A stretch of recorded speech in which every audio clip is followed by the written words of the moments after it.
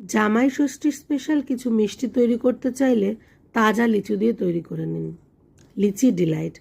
লিচুগুলোর খোসা ছাড়িয়ে ভেতর থেকে বীজটা বাদ দিয়ে নিন। আর আমের পাল্প, সেই সঙ্গে ছানা আর মিল্ক পাউডার দিয়ে একটা ঘন পুর তৈরি করে নিন। এই পুরটার জন্য কোনো চিনির ব্যবহার করতে হবে না। আমের মিষ্টতা এবং ছানা আর মিল্ক পাউডারের মিষ্টতাতেই পুরটা দারুণ স্বাদের হবে। আমের পাল্পের ছানা নিয়েছি আর মিল্ক পাউডার ভালোভাবে মিশিয়ে পেস্তা কুচি আর কাজুর কুচি দিয়ে নিলাম। এখন প্রত্যেকটা লিচুর ভেতরে এই পুরটা ভরে নেব। এবার ফ্রিজে কিছুক্ষণ সেট হতে দিয়ে ওপর থেকে পেস্তা কুচি আর কাজুর কুচি ছড়িয়ে পরিবেশন করুন লিচি ডিলাইট। আপনাদের জামাই দারুণ খুশি হয়ে যাবে। আর জামাইরাও অনায়াসে শাশুড়ির জন্য তৈরি করে নিতে পারবেন লিচি ডিলাইট। শুধু হাতের কাছে জিনিসগুলো রাখতে হবে। তাহলে আজই বানিয়ে নিন লিচি ডিলাইট। সকলে সুস্থ থাকবে।